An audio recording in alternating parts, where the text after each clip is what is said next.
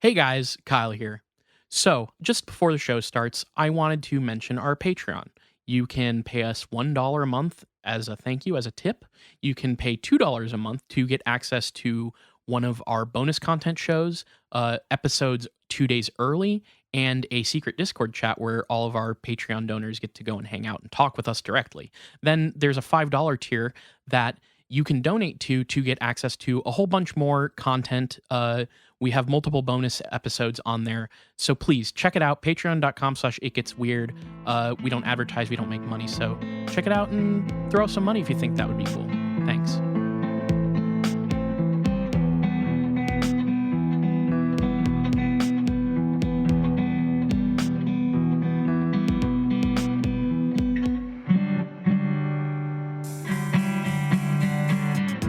Welcome to It Gets Weird, our comedy show where we explore the unusual, the unbelievable, and the unexplained to try and make your world a little weirder. I'm Kyle. And I'm Niall, and wow, I really should think about it before 2 seconds before you set me up to talk about something, because literally the only thing that's coming to mind right now is they announced some like niche fucking physical releasing company announced a box set of these like kind of obscure, hard to find Kamen Rider movies. Okay. Um, That's... and it like Media Blasters, I think is the company. oh that yeah, I'm announced this. familiar. It's not normally the thing we talk about on this podcast, but it's the thing that is in my brain right now because it's the guy. It has the movies by the guy that did the movie Kakaider. Oh yeah, yeah. Or Hikaider. Kakaider's the other guy. And that movie fucking rules. I don't know if you ever seen I it. have not seen it. I know of it. Now, I like that and all. I will ask you to do your best, minute and a half, 2 minutes on this topic. If you were to do like a stand-up routine about this, maybe we could kick this off. Oh, with like I see. My problem is my shit turns into TED Talk far before it turns into stand-up. Like it would just be like, now the director of this is known for his practical effects and a lot of the kind of monster creations and everything that he uses in his films. And so when you get it mixed out with the Kamen Rider ethos that leans into the body horror aspects of the franchise, that's the kind of shit that you're going to get if you let me loose. I see. My method is to just say the first thing that comes to my mind and not like stop myself. Whereas you will stop yourself, which I think. Yeah, I get self-conscious about it and give myself an out. Yeah. Yeah, it's two different methods. Who's to say which one is they both have pros and cons, I oftentimes will just say something really ridiculous that but see you're channeling this sort of like energy of like the people who are passionate about this thing will be like, I get it. And it's I just I wanted to. I think it's funny that you can really get an idea of what I was thinking of when I got like overwhelmed at work today. Like what is like in the background of my brain for when I'm like annoyed at work is whatever comes out of my mouth when we open this podcast. I completely understand. And here's the thing. I have an email to get to. Yeah. Fantastic. But you could not have possibly predicted that what you were just talking about actually is sort of a good jumping off point into my topic today. Did I unintentionally set you up, but you can't fully utilize that setup? Yeah, you can't. Email? Yeah, okay. Exactly. Yeah, you kind of set me up, but I'm kind of like going to fuck the whole thing up because I'm going to do the email in between. And so we can't really jump off. And I'm sorry because like you did a good job, but it was sort of unintentional. And here you are kind of like, saying like, oh, I have nothing to add to the. So, basically, I just want to deflate everything real quick. Yeah. With an email. Honestly, you shouldn't blame me. You should blame the person who emailed us, I think. For messing up the flow that we were establishing. Now, I do want to say, before I say this email, folks, you got to send your emails in because this, we got another email from Jacob who has been emailing us recently. And that's not to say that I don't love getting the emails from Jacob. Jacob's always sending stuff that's interesting and relevant to the show. But Right at the top here, Jake says, Jake here again, LOL. Since I got those first 2 emails read on the show and the fame has gone to my head, I figured I might as well try for an email hat trick. So here we are, getting fucking hat tricked by a listener. And we're going to need some intercept. Might as well call us turkeys, because this guy's gotten 3 over on us. 3 strikes. That's right, Niall. That's right. So here's what Jacob says. Howdy, IGW team. I've seen UFOs before, which is, of course, a weird thing to occur for anyone. I'll tell about those another time. Why bring them up? Oh, wait, no. Way to tease us with future emails. No, it does actually have relevance. Very jumped the gun here. Jacob says, to tie into your most recent episode about Kehoe,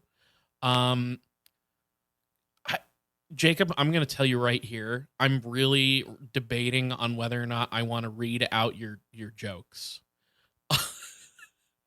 I don't know why I'm raking Jacob over the coals. Yeah, why are we fucking like lambasting part of our backpack? So Jacob says, to tie into your most recent episode about Kehoe, side note, also a good name for a locksmith who's a big old slut for opening locks. And you mentioned how you were half asleep gambling, playing out a whole hand of Belatra, which made me think of a weird thing that happened to me when I was in my second year of college way back in 2012. Fuck, I'm old. That's when we were in college, Niall. It's not that old. That's normal, actually. You're normal aged, I think. Yeah, normal age, aka whatever age Kyle and I are at any given time. Yeah, exactly. I was feeling very homesick and had a dream where I was coming home to Rhode Island. College was in New Hampshire. Home was Rhode Island. The dream involved me walking through my front door, walking up the stairs to our main hallway, and walking all the way into my brother's room. I immediately woke up after that. It seemed almost like a vivid memory rather than a dream. I remember having that feeling of thinking you're in a different place than where you are after just waking up. The feeling was so bad that I had to look around my dorm room to fully immerse myself back into my surroundings. A couple days had gone by after that. Just a side note, but I've had dreams like that about where I like being in a very a location I've spent a lot of time in, but the actual location that I'm currently like physically asleep at is a different place, and it feels really weird. A couple days had gone by after that dream, and I thought nothing of it, but it was still fresh in my mind due to how vivid it seemed. I gave my parents my weekly call to assure them I was doing okay on my own and catching up on my scholastic endeavors. Upon calling, my father answered the phone and immediately said, "Hey, Jake, guess what? We have a ghost." I replied with, "What? What are you talking about?" My father relayed to me when he and my mother were folding clothes in the room with the door closed, not a euphemism for sex. He is noted here. Well, your mother and I were folding clothes. I would not have called it closed. that, frankly. I would have never inferred a euphemism there personally, but that's me. I have a pure mind, as people know. They heard someone open and close the front door, walk up the stairs into the main hallway, and walk all the way into my brother's room, closing the door. Now, before you say it must have been my brother, he was also at school all the way in Florida at the time getting his music degree. My father then told me that it had scared them so badly that he had actually called out behind the closed door asking who it was and to get out of their house. He ended up checking the whole house for no sign of anyone being there except my mother and father. This event has stuck with me and made me question the whole poltergeist aspect of the paranormal. I never really believed in ghosts. I feel like its connection to religion with spirits and demons have really misconstrued what it might actually be. Not to bring any light to religion being bad or anything like that, I think it's a good thing when not forced on people. Anyway, I'm getting sidetracked. What I'm trying to say is I've walked that path numerous instances through that house, repetitive movements in time all stacked on one another, like how a photo is taken with the light rays searing into itself into film. Do those repetitive movements sear themselves into our minds where we can actually do them without being there? And with that, are ghosts really just motion captured people who've seared themselves into reality by repetitively walking the same path or doing the same thing? We know they're not alive because they're not. They're simply gifts of people. It's not their whole life or the whole movie, just a snippet of it. I know it's a strange theory, kind of hard to describe when the words don't seem to line up well. GIF was the first thing that came to mind. Kind of a long email, sorry in advance for that. I give you permission. Love the show. Have listened to basically all of them. Keep on keeping on. Sincerely, Jacob. P.S. In my last email, Tom was supposed to be in reference to Tom Waits. Niles' answer to my Frogger big question. I had it in the subject line. I'm sorry for the confusion. No worries. We're easily confused over here. and it Yeah. gets weird. And honestly, I feel like I've heard similar theories to ghosts, but not one laid out quite like this. I do like Um, the idea of ghosts being gifs or gifts of people. Like yeah, yeah, that's pretty fun. In yeah. terms of like if we're I like the ways that like people who grew up with this current generation of computer, like people even younger than us, kind of interpolating things that we grew up with into like the way they view the world. And I feel like a lot of like the way that I feel like there's a whole new generation of what like we used and turned into cyberpunk, and people older than us turned into cyberpunk, could take and shift based off of their understanding and relationship with technology in a way that could be very interesting for like a modern take on a kind of techno genre thing. um Regardless, that just give ghosts being gifts, just put that into my brain. But I do like the idea. This seems like it's kind of in the vein of when spirits are bad energy that sticks around to a place, like when someone who gets murdered and then there's a ghost there because such a traumatic emotional event caused this kind of energy to coalesce in this area, and then that is kind of a that can kind of exacerbate itself and cause this impact on the physical world. So like it feels like a kind of an idea of that. Like I think that is a totally reasonable idea of what ghosts could be if they exist. It's interesting. Yeah, it's a cool idea. And on your whole talking about interpolation with technology and like when we grew up with stuff and all that, I actually read an entire book that was about like the trapping of like comparing computers and technology and like robotics to humanness and vice Hmm. versa, like how we interpret things in a sort of like computer manner. It's kind of hard to explain, but no, it's very interesting. um like I'd never heard somebody describe the process of the creation of a ghost as being like an animated GIF before.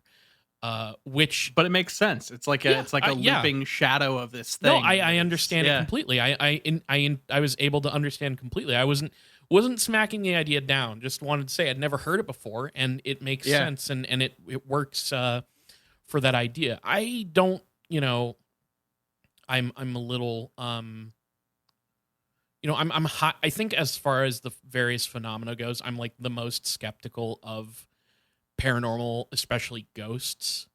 Hmm. But I could definitely see how like the human mind, if we want to go at it from that angle, could Hmm. develop that like sort of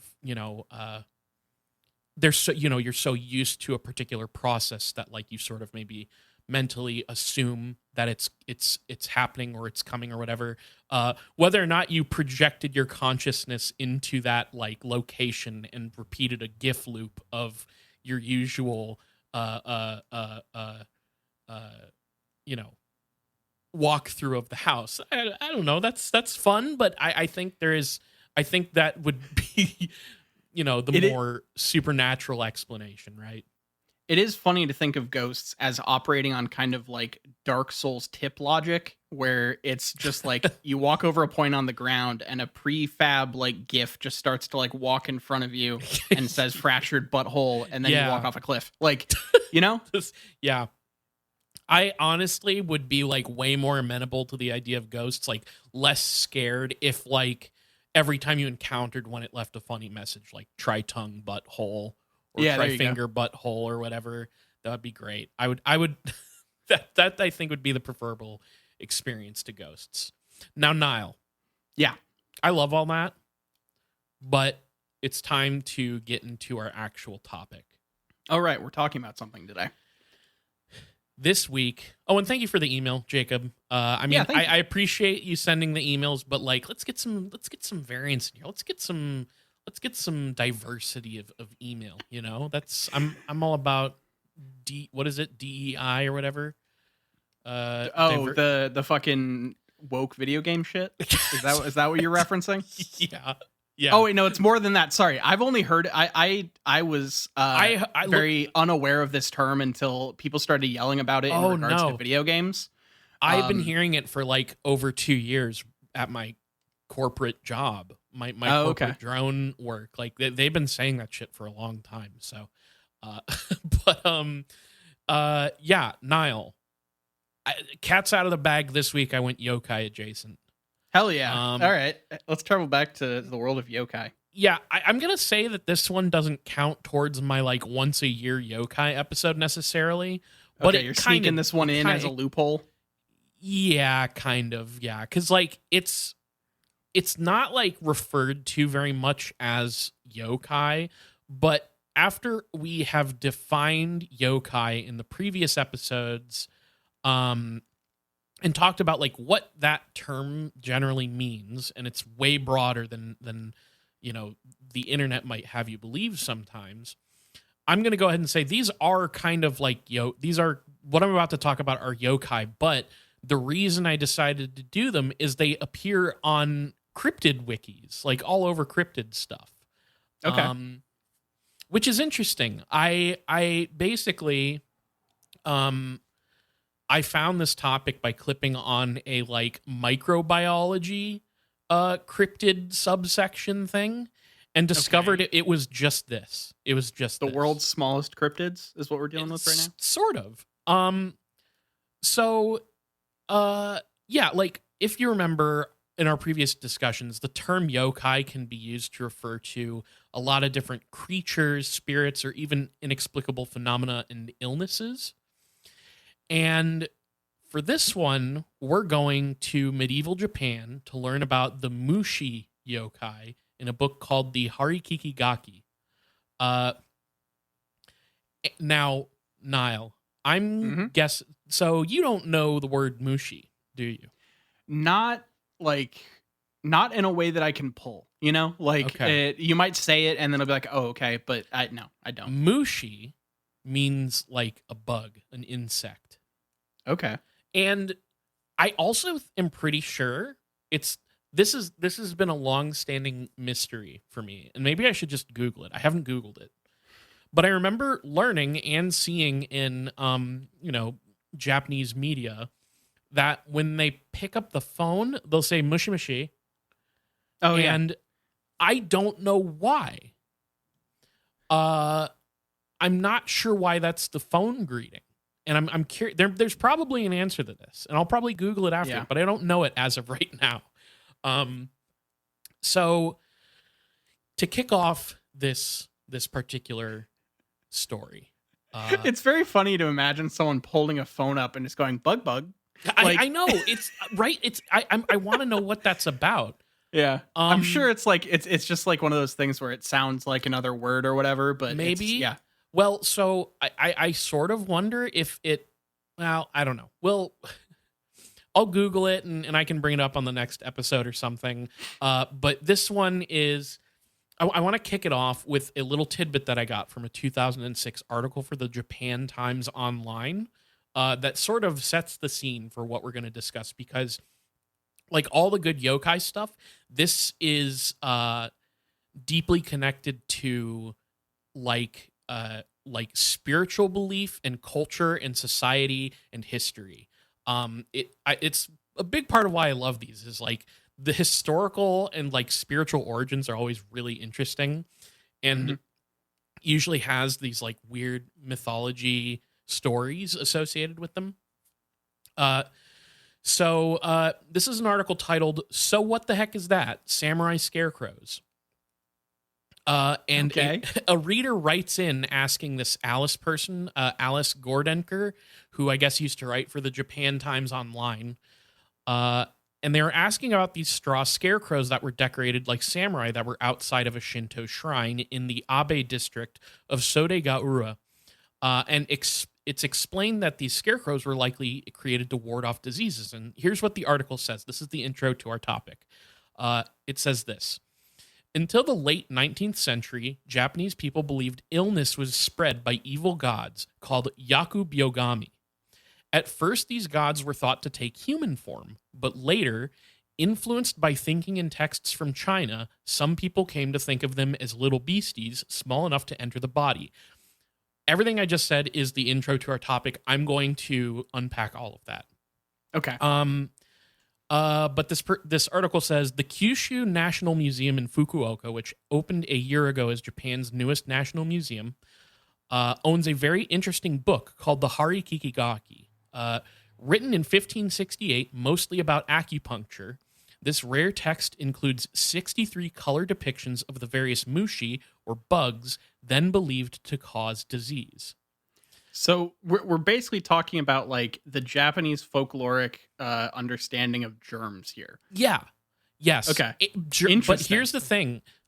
There seems to be a conflation, not a conflation. It's just like these things are involved in the explanation of a bunch of bodily illnesses. And that ranges from bacterial stuff to viral stuff to parasites. Okay. And I think, like, if I were to throw out a guess, I would think that the presence of parasites, like something that you can see and put your fucking hands on, a parasite coming out of a person's body, for instance, may have informed may have been part of what informed this conception of these mushi creatures inside the body. There's a bunch of other stuff that we're going to get into, but I think that's part of it. Now the article finishes up. This is also the other aspect of this that really delighted me about this story. The article finishes or next says, I took a look at these illustrations, and what's startling about these mushi is that they are so darned cute. A very bad bug called Kan Mushi, thought to live in the backbone and cause curvature of the spine, looks like an adorable little white dinosaur.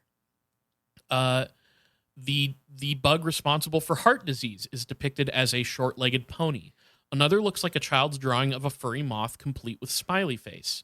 The museum has turned the Harikikigaki beasties into mascots, putting them on pins, keychains, and phone straps, all conveniently available in the on-site gift shop. Now the big jumping off thing here too is I saw somebody talking about, like, I went to a lot of different places reading about these things. Can't remember which one specifically, but somewhere somebody was just like, these drawings make me think of Kamen Rider villains. Oh, really? Yeah, which is... Do they have some Yoshinomori stylings? Is that what we're dealing with here? They're like, I mean, you could kind of broadly say this about just yokai and their depictions in general, that they have, they have, Pokemon has ties to it, but I'm sure Kamen Rider has ties to it. Like, it just, they're insect monsters, it makes sense, right? Like, yeah. So that's what we're dealing with in this episode. They're little yokai bugs who are believed to be the cause behind infectious diseases, illnesses, etc. And I found a bunch of cool stuff about these yokai, their origins, and how they're depicted. So one of the early things I ran into my research was an idiom. The idiom is mushi no shirase. And I saw this translated into English a couple different ways. It means something like insect notification or word of the insect. Okay. And that's being very literal, but what this term actually means is to have a sense of foreboding. And God, you could even like translate this to, not translate, but like we could compare this to the email. There was, an article that I read where they were like trying to explain what Mushi no Shirase was like trying to capture, what feeling it's trying to capture.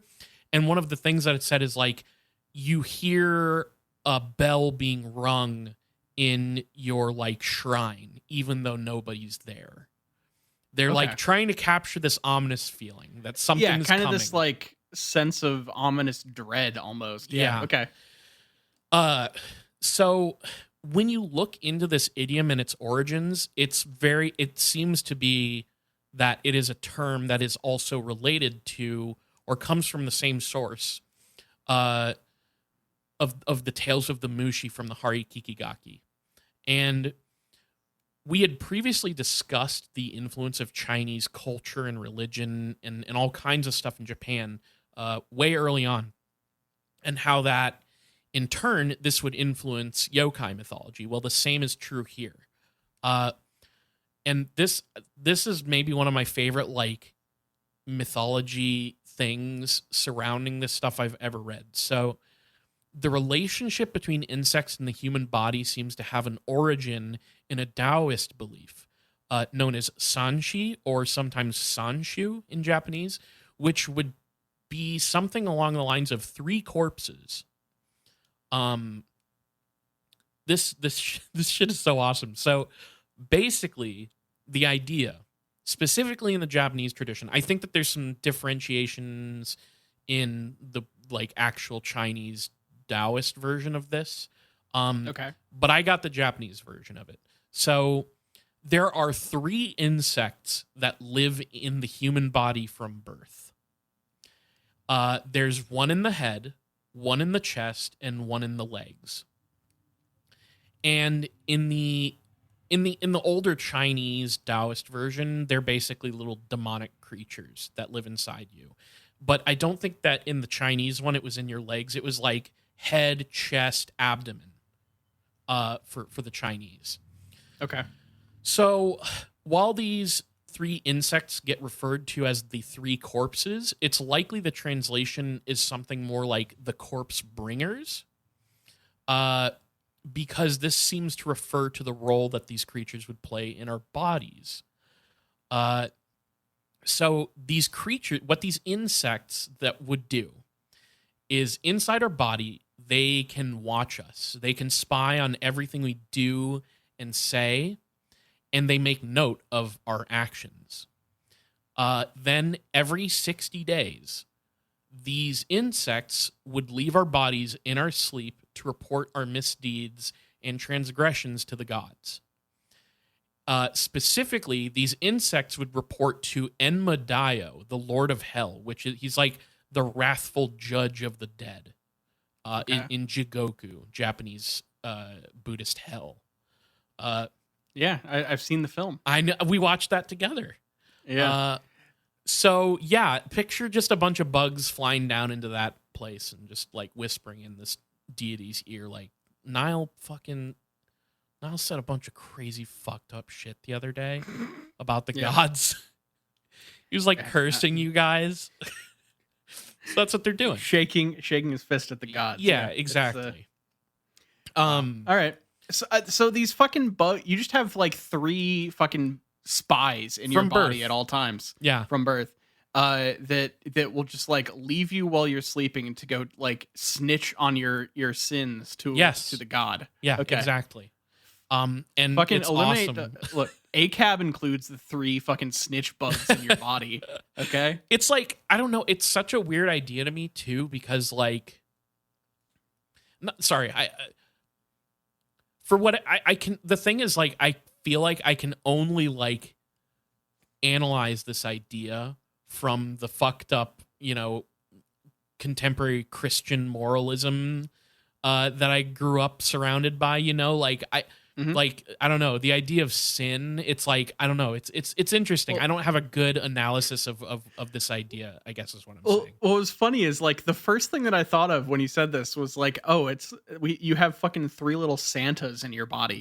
Yes, like, yeah. They know when you've been good and they know when you've been naughty. And like it's funny to try to like take something that is silly and Western like that, and then like try to retrofit it to an entirely different belief system. Yeah, it doesn't quite fit. There's a straight up like Job like layer to the first Mushi we're gonna talk about. So like keep that in mind. It's like fantastic. Bring on the suffering. Weird. It's so weird. A little important side note here that's gonna be important later. But there's a Japanese folk tradition called Koshin, and this is sort of a combination of Shinto and Buddhist beliefs, which was like, again, that was a very common thing during this time period. But during this tradition, folks will attend an event called Koshin Mashi, where people will gather together and stay up all night long in what is effectively a loophole. because while they're awake, the Sanshi can't leave their bodies and snitch on them to the heavens. So if you every 60 days on the night that they would leave your body to go report on you, you just stay up. They never they can't actually make it. It's so I love it. It's so sick.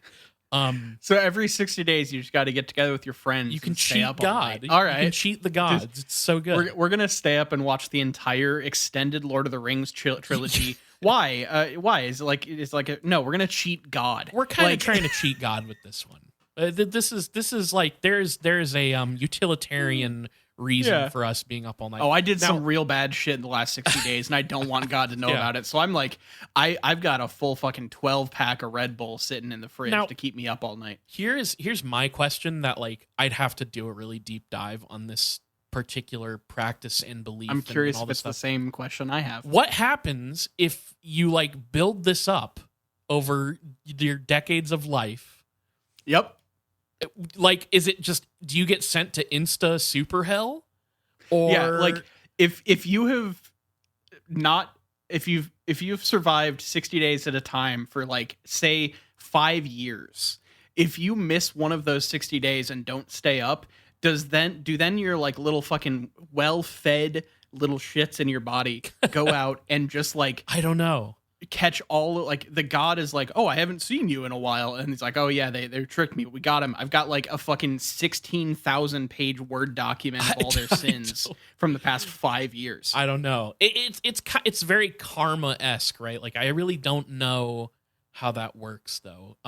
Yeah, but that does make sense, because, like, I do believe a lot of this idea, like, again, I didn't get too deep into the actual Taoist belief here. I just know this is where this comes from.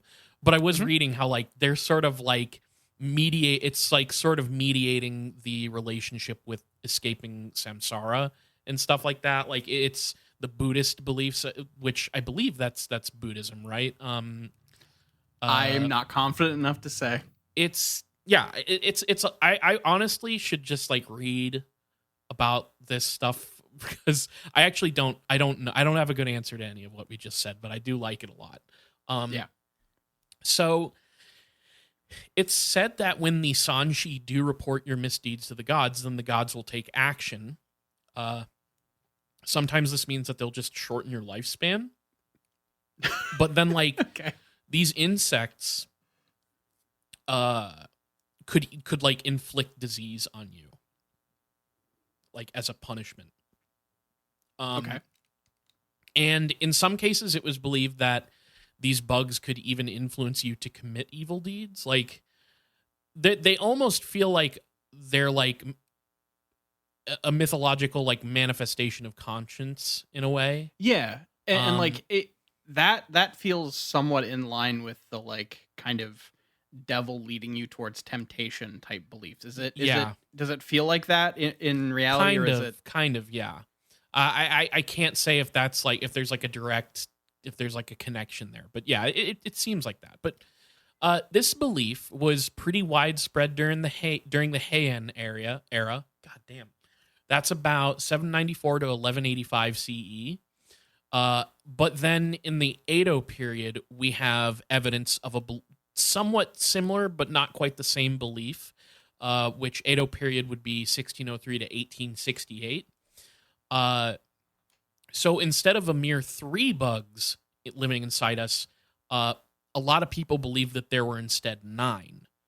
Oh. And furthermore, these bugs had more influence than simply reporting misdeeds to the gods and giving you diseases. These bugs could also influence your emotions and consciousness. So, again, it's I still think it's part of the same, like, I don't know if explanatory is the right word, but, like, it feels explanatory for, like, figuring out, like, why we feel and behave the way we feel and behave, you know? Yeah, I literally, I just Googled how many chakra points there were, because I was trying to figure out if there was some, like, commonality between the more bugs and the idea of, like, those chakra points or whatever, but the numbers don't quite line up. So it is interesting to try to see it, like, 3 bugs makes some sense. You've got bam, bam, bam, good to go. That's kind of an early belief system. But then when you start to make it, like, 9 bugs, it starts to Yeah. feel a bit ungainly, I don't actually know why it makes the leap to 9 bugs like that. I didn't find anything like explaining what happened there, but I do think that the main takeaway was like as you track from this like early period to like contact with China, Mhm. all the way up to like almost almost 20th century, there is this belief of bugs inside us that do things to us, that control things about us. I don't know. It's interesting. So, uh, Yeah. regardless, all these bug beliefs were given the kibosh during the Meiji era, which is, if I were to ever read about a like if Niall's like, oh, I gotta get Kyle something for his birthday. I've always joked about getting him World War II history books. No, Niall, Mhm. get me a history on the Meiji Restoration, because that shit's really wild. I checked out a bookstore, a used bookstore, and they're straight up like history by like area and era. Like, so I might be able to help you out with that. Hell yeah. I honestly was like thinking I might go, because I went into a little hole for a little while researching this, reading about Meiji. Because it's wild, the fall of the Tokugawa shogunate and everything. It's so wild. But not to get too sidetracked here. When this happened, the Meiji restoration of imperial rule, plus this rapid industrialization of Japan, there also came these massive sweeping changes to political, social, and cultural life. And one policy in particular was called Shinbutsu Bunri, which was a process of separating Buddhism and Shinto as a means to, as I understood it, it was like they were trying to restore the divine status of the emperor by like imposing a more classical Shintoism. They wanted to break up Buddhism and Shinto, and no longer have them sort of like melded together as they were. Hmm. Okay. So the Meiji Restoration is wild, but and part of the Shinbutsu Bunri involved fucked up shit like there was a thing called the Shrine Consolidation Policy, which was this policy to implement large regional shrines, that would in turn involve destroying small local shrines and Buddhist idols and temples. So like they would just go in and fucking fuck up these temples and like force people to, attend these larger temples and all this stuff. Which It's like I feel like we've seen in a movie together. Didn't we watch that in something probably together? Or am I crazy? that sounds like a thing. Was it Blade of the Immortal? We watched that together. We right? did watch that. You know what? I was thinking of Night of 100 Demons. Oh yeah. There's like an Yeah, yeah, yeah. opening scene Okay. where they're like kicking out this old man and like fucking up You're his right. shrine. Yeah.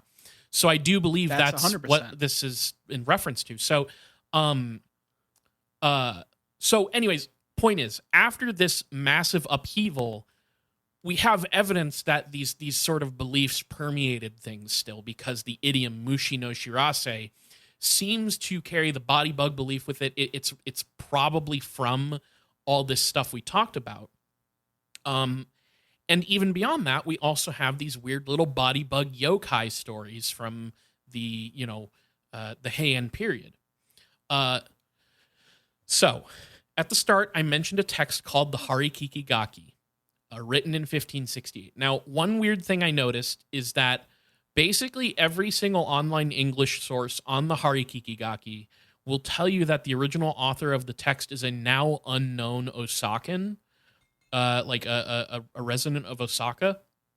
Okay. And that's, I think, probably true. However, I found one cryptozoology wiki. In fact, it was such a weirdly specific wiki. It was the cryptozoological texts wiki, like books and stuff. Okay. Yeah. And it actually points out that Japan's Kyushu National Museum, where there is a copy of the Harikikigaki being held, it attributes the text to a man named Motoyuki, but it also mentions that this man is sometimes referred to as Nisuke. Can't confirm any of this, because basically everywhere else people will be like, this was an unknown Osakan resident. And I think that's probably the case. So my best guess was that the museum's saying like maybe this particular copy of the text is Motoyuki's, or this particular publication. Like, I don't know. Maybe the name is just attributed to the original text after the fact or something. I have no idea. I'm digressing here. Point is, most of this text is about treating disease and illness with acupuncture and herbal medicine, which again was heavily borrowed from China. Yeah. Okay. But it also includes 63 color illustrations of the causal agents of disease and illness, that being the little bugs, the mushi. And we're going to focus in particular on a chapter dedicated to the hara no mushi, or belly bugs, little monsters of the belly. I love the idea of little belly bugs. That's Yes. Now, it's terrifying. If it depending on how much you think about it and how you're thinking about it, it's either really cute or absolutely terrifying. Well, I don't want actual bugs in my stomach. Here's the other thing. You know, we have colonies of bacteria that live inside us and do all kinds of valuable things for us. I think what makes these stories so fascinating to me is like, it's like reading about how ancient Greeks had a like set of philosophy called atomism, where they basically come up with an ancient theory of atoms, and they were kind of right. Yeah. And that's kind of like how I feel here, is they're like kind of right about. Yeah, it is little things that get into your body and cause you to get sick. Yeah. They just don't have the technology to understand the specifics. Exactly. So it's very interesting. And I'm going to just say here a little warning for listeners. It's a little gross. The yokai stuff actually has a tendency to get grosser than people I think expect. So just a little note. If you can't handle intestinal parasite talk, then maybe cut out here. So one of my main sources, and one of the few places that I could find somebody making a direct connection between the idea of the three corpses and the Harikikigaki, is bogleech.com. Have you ever been to Bogleech's website? I don't know. I don't think so. It's a pretty, I really love it. It's like they catalog monsters and parasites and all kinds of critters, and talk about them. And so they have a whole series on the mushi of the Harikikigaki. And so this is written by Jonathan Wojcik. Sorry if I pronounced that wrong. And research and translation by, I think, their spouse, who goes by Rev Storm. So just a quick shout out to Bogleech. There's a lot of internet people out there who are familiar.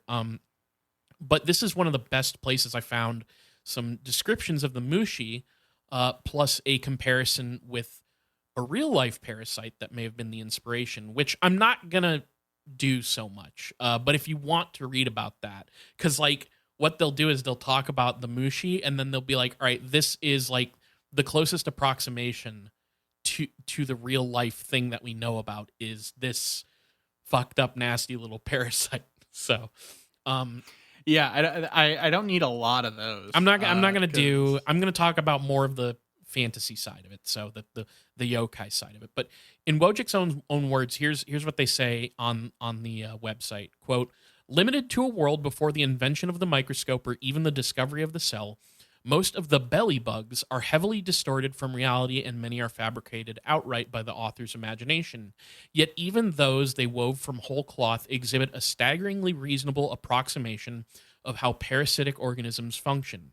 It's the parasitological equivalent of those medieval bestiaries we all love to laugh at, a sincere effort to catalog the natural world as best as an inherently limited understanding could have ever been expected to, with a marvelously fantastic imagination to fill in its many blanks. So that's the description of these mushis. So let's talk about some of these, because okay. I have a handful that we can talk about.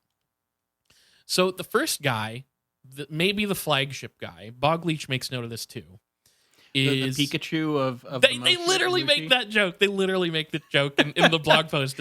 But they're like, maybe we don't want to label this the Pikachu of the mushi, because it is a genital dwelling STD basically. So They shouldn't have made the fucking dick bugs the cutest. Yeah. It's, Well, this one is the like the major connection to the three corpses. So his name is Gyoshu. And if I were to describe him, he's like a little beetle with 6 long legs. And then he has, honestly, his head kind of looks like the Pokemon Caesar. Like, okay. And that's in the original illustrations from the 16th century, by the way. Like, it's honestly incredible. So, this little fucker, this insect monster, is the one that gets called out for leaving the body every 60 days on the night of Koshin no Hi to report on your deeds to Enmadayo. Okay. However, according to Bogleach, those who stay up all night carousing on the night of Koshin need to be careful not to fuck too much. Because Gyoshu lives on your genitals and can be sexually transmitted. So yeah, he looks like a little 6-armed beetle with a long frog-like tongue. And it seems that his only goal is divine punishment, because he'll not just tattle on you to Enmadayo, he'll even tell the Lord of Hell things you only ever thought of or conceived of in dreams. So this guy's a fucking thought cop. All yeah, right. like So like this thing doesn't cause a disease in you. It just exists to hang out on your genitals and go and snitch on you to the gods. I guess so, because like it makes me think that there's some observation of I'm trying to remember what because like again, I'm not including the actual parasitic side of this because it's gross. Mm-hmm. But like I do think that this is maybe a little bit inspired by being able to physically see like crabs kind of thing. Yeah, crabs, something like that. And it's so I think it's just like, because like not all of these are things you can actually see, but then there's things in their description that you're like, that's probably referencing a real thing somebody saw. So I'm assuming that Gyoshu is crabs. That makes sense. And like people are staying up on the night of Koshin, and one of the ways they're passing the time is to fuck. And the little sin eater insect is watching you do it and fucking taking notes and like, I'm lighting you the fuck up in Jigoku. Like they're about to hear about all of this. Yeah. They know your stroke game backwards and forwards. Like they got all the details. Exactly. So yeah, Gyoshu's entire raison d'etre, I don't know if I pronounced that right, seems to be ensuring that you get sent to Japanese Buddhist hell. That's his entire thing. Like Bogleach notes that there's a list of symptoms next to this thing, and the only symptom next to Gyoshu is divine punishment. So is this the Job-like version that you're talking yes, about? Like this that is one exactly only exists to cause. Yes. So this thing, you got Gyoshu if God is trying to personally strike you down. You have been good. Basically. You have been fucking good, man. You have been just like dodging all the coal-filled stockings and all that shit. You've been really good this year, and for whatever fucking reason, you are just constantly getting shit on by life. This is Gyoshu. It is an STD that's responsible for your suffering. I love it. It's so good. Divine retribution as an STD is like a kind of that sounds like an A24 horror movie, Like yeah, it's kind of what gonna be metaphorical. Is. Yeah. So yeah, that's the first one. Our next up is Jinshaku, which is translated literally as kidney mass. It's also known as Honton or running pig, and that's it's a pretty accurate. Like basically, it looks like a hairy beetle with little tiny skittering legs, but it sort of has a pig and dragon-like head with a long tongue and like whiskers. And it's got like it's described, I guess, in the book as wildly rampaging throughout your body. And the actual term that gets used is recklessly. And I guess that the way that the word recklessly like is actually written, the characters can be interpreted for a charging boar. So it's like this is another very Japanese thing. Its name and its actions can like basically be interpreted both as recklessly thrashing about and a charging boar. Like it means both things. Okay. But what's also interesting about this thing is it's said to be accompanied by these like white worms that like kind of follow it around. And I'll let you kind of fill in the blanks on the white worms that follow this thing around, because it supposedly lives in the navel, like behind your belly button. And I believe it can be basically cause pain in that area, and white worms follow in its wake. So quite possibly some sort of stomach parasite. Yeah, that sounds like. Remember that episode of Futurama where Fry eats like a gas station sushi or something and gets like worms Yeah. all over his body? Yeah. Okay. So it feels like we're dealing with kind of that situation there. Yes. Okay. So we've got this thing is like a kidney mass. At first, I was thinking this is going to be a tumor, but now it sounds like we're leaning much more into the worms direction. Yeah. Now this next one is it's a lot, and like Bog Leech just gives up a direct like write down like the notes that were written down about this by the person who translated it. So I'm just gonna read this person's notes because it's a lot. But this is Koshoi or Page Boy. And here's what their notes say. According to the Zuo tradition, an ancient Chinese historical text, this thing originates with an incident in 580 BC. In May of that year, Duke Jing of the Jin dynasty fell ill, and by June his condition was dire. Duke Huan of the Zhao dynasty state of Xin sent the legendary physician Huan, different Huan, to see him. While he waited for the physician to arrive, Duke Jing had a dream in which the sickness appeared before him in the form of two children. One child said, "That physician will surely do away with us." But the other responded, "As long as we hide above the fat and below the blind eye, he can do nothing." A word written fat blind means incurable illness, and the Chinese word for child also means page boy. In other words, the Duke's dream was about a page boy delivering the news that his sickness was incurable. And so it goes on to say that this creature, this page boy creature, its habitat is, quote, above the fat and below the blind eye, which means no acupuncture needle or medicine can reach it.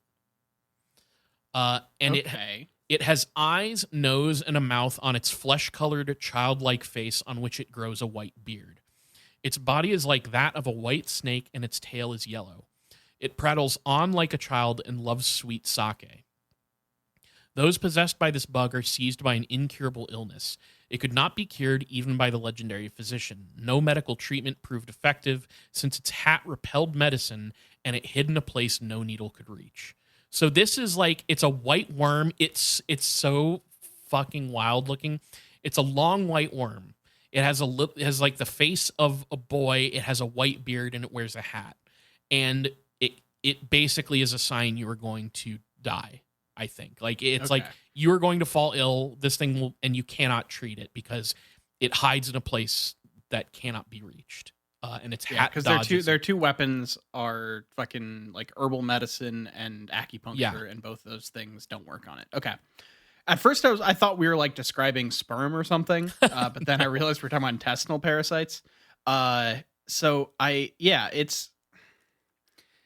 this is like a weird, because like I get that this falls into the very large, broad idea of cryptids and like also the large broad idea of yokai, but this is like the way that that a culture understood illness. Yeah. And it's weird of like how it's interesting and fascinating actually how kind of on point they were. Like Yeah.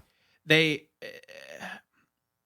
you can't you're not going to take care of parasites with acupuncture.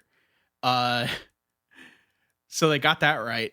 I don't know about herbal medicine, but it's just it's weird how like how much humanity got right without the tools that you would think would be necessary to get Yeah. it right, you know? Hey, ancient people. It's another thing that I always hate when I read it on UFO stuff. Of like, ancient people were fucking stupid, man. They couldn't have figured out any of this shit. And it's like, I think our conception of how stupid ancient people is very overblown. Yeah. Because yeah, there, like I said, there's a lot of stuff that's like remarkably close, uh, with no information, like no way to get at the thing in the way that we have today, and that's cool. Yeah. Um, that being said, here's another funny one. Hinoju, spleen accumulation. So, this thing, the way it's drawn, it honestly looks like a hairy fart cloud with a big grin. But I guess it looks like it's supposed to look like a stone with like a very like rough surface on the stone. I'm kind of Okay. picturing like almost pumice. And supposedly this thing appears when you are just outside chilling, having a good time and getting drunk.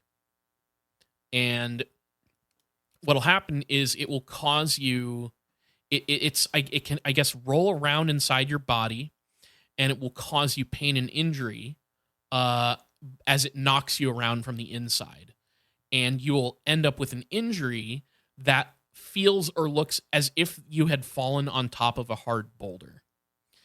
Now, because a lot of these have these like explanations on how to cure these things. Mm-hmm. So what you're supposed to do if you have the Hinoju is to get your acupuncture done.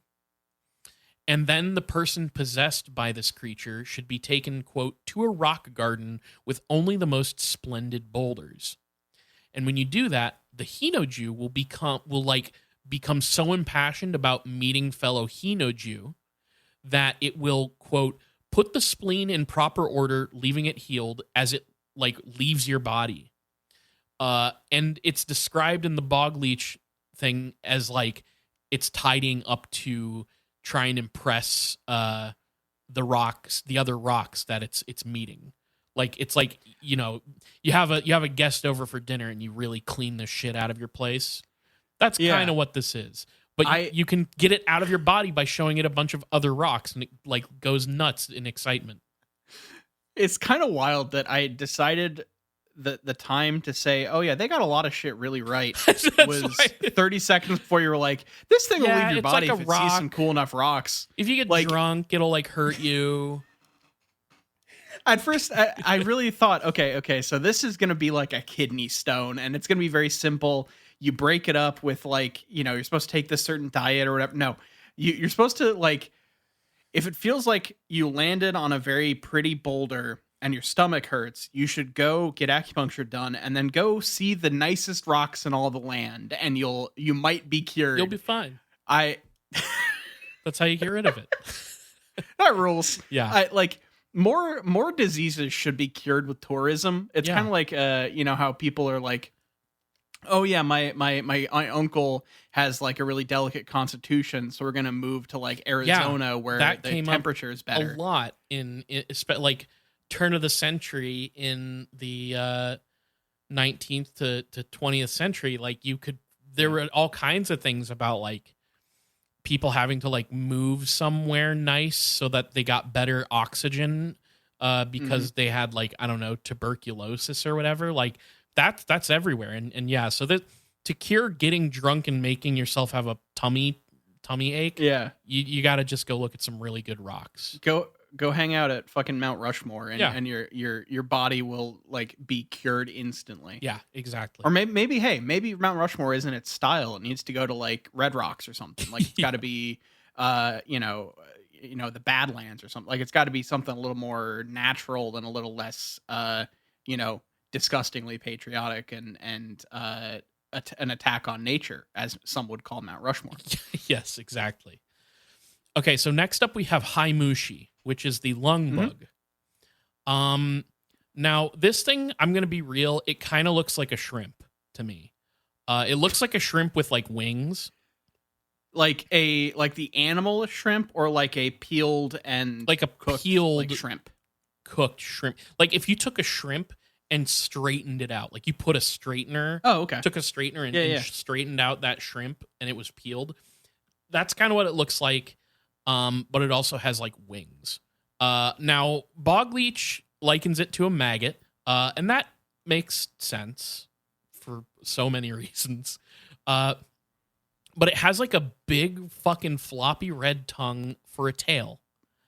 And well, okay, so it doesn't say it's a tongue, it just looks like a tongue. We don't know for sure if it's actually a tongue. Okay. But this thing lives inside your lungs. And it's oh god. So basically, if what this thing will do inside you is eat the food that you're trying to eat.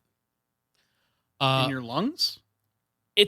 They make a note here of like it's a little arbitrary of where some of these end up in your body in these stories. But of course you can sort of see here how like you're eating, you have a parasite and it's not taking, like it's like you're not eating. Not getting the nutrition. But they'll say it's like it's the lung bug but it also I think gets noted as like this is like a similar effect that other mushi have in like your spleen or kidneys. So like again, it's a little arbitrary where they are. Okay. So occasionally what these things will do is they will come up out of your body, out of your lungs and out of your body, and then go flying around. And basically, if this thing is unable to come back, like return to its host, then the host will die. And what happens is if this Haimushi doesn't make it back, its host dies, then the Haimushi will also itself transform. It will become a Hitodama, which I think we've talked about in a yokai episode, because the Hitodama is this pale fireball. It's like a soul, a disembodied soul that looks like a little floating fireball. Okay, I think I know what you're talking about. So yeah, if it goes out to do whatever the fuck the Haimushi does outside your body, it can risk turning into this little fireball thing. Man, there's a lot of stuff host. happening. There's like a lot of stuff happening when you're not asleep in Japanese It's folklore. true. It's or when true. you're asleep. Like all of these little things are just every time you sleep in 16th century, 17th century Japan, you're rolling the fucking dice on anything happening over the course sleeping of the night. was very dangerous back then. All right, I have two more I want to go through relatively quickly. So we have the Kamisubaku, which is translated as the biting inch white. Okay. So everything writing about this thing describes it as being, quote, terribly wicked. Every single segment, it's like a long white worm, which again, we're just describing a parasite here, but this thing is believed to have a mouth in between each segment of its body. And when it's inside you, it will bite your insides and cause you terrible, terrible pain. But this has a weird cure. So a lot of the times you're taking these like herbs that were learned about through Chinese medicine, right? But for the Kamisubaku, what you have to do to cure it is take the hairs of a gray horse's tail and mince them and then put them with noodles and flour. And those noodles must be kneaded with high-grade sake. And This is the most interesting aspect of it. Why the horsehairs? They have an explanation. Yeah. There's actually a couple things that are like this. So the minced horsehairs contain, this is from the blog, quote, they contain the residual thought that breaks the bug into small pieces. So when you go to do a process like chopping up the horsehair, they can contain the thought of like curing the thing in them. The horsehairs can? Yes. I do believe Why? that's what it's saying. It's like I don't really quite know, but it makes me think about maybe there's a Shintoist aspect here of like everything being imbued with spirit, right? Like Okay. that's purely conjecture, but that's what it sort of reads like to me, is like the horse hairs being served in there. It's like you cut them with the intent of curing the kamisubaku is I think the idea. Okay. Because it actually ties up with our last pair of mushi. Because the last two here are Yono Kameshaku and Ino Kameshaku, which are yin and yang turtle mass. So these things do look like kind of little turtle guys. The yin turtle has like white worms around it, like so many of these do. The yang turtle, it's like red with like streaming tails behind it, and both of them have these kind of silly Google eyes, and they have like these little tiny heads. They're very strange looking. But what we know about it's weird because the yin turtle mass, there's like a very short description, but the yang turtle mass has a bunch of notes on it. So apparently yin turtle mass will live in your abdomen and do the same thing that I mentioned before, where it'll steal your food as you eat, making you starve. And again, this one is surrounded by white worms, so take a little guess at what that's about. Yeah. But the yang turtle mass has a bit more going on. And this is actually similar in a lot of ways to the kamisubaku, because it's the way Bogleach describes it is like it's an upgraded version of the turtle mass. So this one has a blue hat, and the blue hat that it wears can protect it from medicine, like the herbs that you would typically take, right? So it's more of a Digimon evolution than a Pokemon evolution, Yes. because they added a hat. Yeah, yes, exactly. Okay. So the way that you are able to actually deal with this one is by eating wild soybean. And this is, again, we have to reference back to the residual thought contained in the horsehairs. Right. But the way so the translator for this article kind of explains this concept a bit more here. So here's what they said, quote, wild soybean has a tough husk that has to be removed first, and the general idea of this action gets imprinted upon the bean. Think of it like an object haunted by whatever has happened to it, or a lot like the idea of sympathetic magic in other cultures. When the host eats the soybean, the turtle mass takes on the thought of the husk being removed, and because its hat is supposedly shaped just like the soybean husk, off it goes. And after you eat the soybean, it becomes vulnerable to proper medicine. That one makes some sense logically. Like, I don't know what the horsehair thing is. Yeah, the horsehair thing is like, I guess it's just you're doing something intentionally, and the intentionality of that is imbued into the thing, whatever. But like, okay, so you're removing this husk, and this mushi has a similar hat that looks like this husk. So if you remove it from this wild soybean and eat it, then that process will then be replicated on the like there's some like weird kind of magical logic to that makes sense to me. So I can live with that one. I guess my thing with the horsehair is maybe it's like that particular mushi, the kamisubaku, is like long and thin. And so maybe by cutting up a hair like that and imbuing it with that intention, you're like cutting up its segments and stuff and killing it. Okay. Maybe. I don't know if that's I could actually see what that. it is, but that's kind of how I'm kind of reading it. Um anyways, Niall, that is only just a taste of the Harikikigaki Mushi. Yeah, I'm going to like end it here. 5 or 6 down, 57 to go or something Yeah, like that. I'm going to end it here. There's a whole bunch more. And that leads me to a big question, which is going to be a short and sweet one. Are you ready? Oh, yeah, I'm ready. Okay. Do you want me to do another episode about horrifying parasite bug monster yokai or nah? I think they're fun. Like here's the thing. Yeah. I am constantly flirting with the concept that I am arachnophobic and like legitimately find certain things hard to like process. But this stuff for some reason doesn't trigger that response in me. And so like talking about these weird little bugs and the idea of like historical ideas of illness and disease and all this stuff is interesting. Like I think folklore is so fascinating and like it's I prefer folklore to history Mm-hmm. in a lot of ways. Yeah. In terms of like what engages my brain.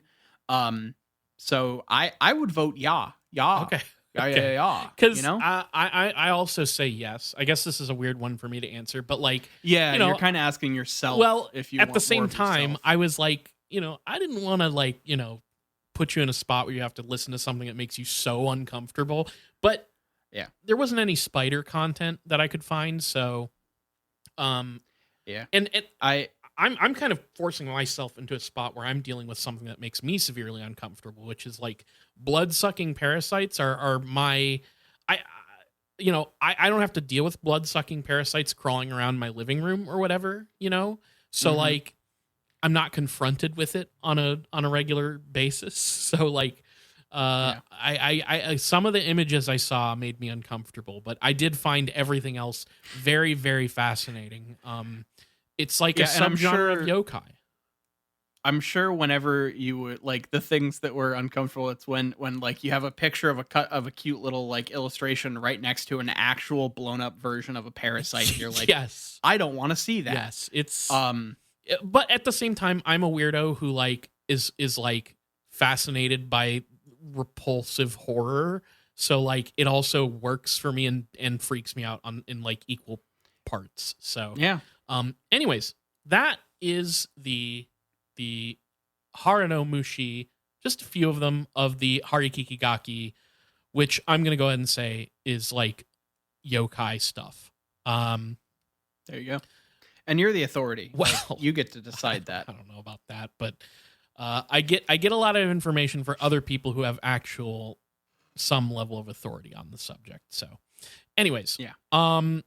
Are you ready to take care of some business? Oh yeah, let's take care of some business. If you want to follow us on social media, which why wouldn't you? You can follow us on Twitter at IGW Podcast. You can follow us on Facebook.com/ShakeIt'sWeirdPodcast. And we're on all your favorite podcatchers, all of them that are still active: Google Play, Apple Podcasts, Spotify. If you listen to podcasts somewhere, look up It Gets Weird, and we're probably there. Follow us on Twitch.tv/ItGetsWeird. I have plans for what I'm doing when I return to that Twitch channel. Niall, I got to talk to you off mic. I want to get you on there again soon too. I have thoughts. So yeah, come check out the Twitch channel. We'll be back on there eventually. Also email us to break up the Jacob hat tricks here. Email us at itgetsweirdpodcast@gmail.com. Send us a fun story. Send us your thoughts, whatever you want. Do you want me to keep talking about these nasty little parasite yokai? Tell me. I want to know. Did I go too far? Podcast question of the week. Did Kyle go too far? Patreon.com/itgetsweird. You're going to love it. We have a $2 tier and a $5 tier. At the $2 tier, you're getting bonus content in the form of It Gets Weird TV, where right now we are discussing the X-Files Season 2. You can hear us discuss it on a podcast. We also have a $5 tier where you get even more bonus content. episodes that I'm doing, that Niall's doing. We've got all kinds of shit going on. Whether you donate to the $2 tier or the $5 tier, you get access to the main show 2 days early on Friday instead of Sunday, and you get access to the Discord where we're hanging out. You can talk to us directly there, just chatting with all our listeners. We also have a $1 tier where you don't get anything out of it. You're just saying, hey, here's a tip. Thanks for doing what you do. Love the show. If you can't donate, please tell your friends, tell your enemies, tell your congressman all about It Gets Weird podcast. All right. Thank you all for listening. Thank you for continuing to support the show. This has been It Gets Weird, and I've been Niall. And I'm Kyle, signing off.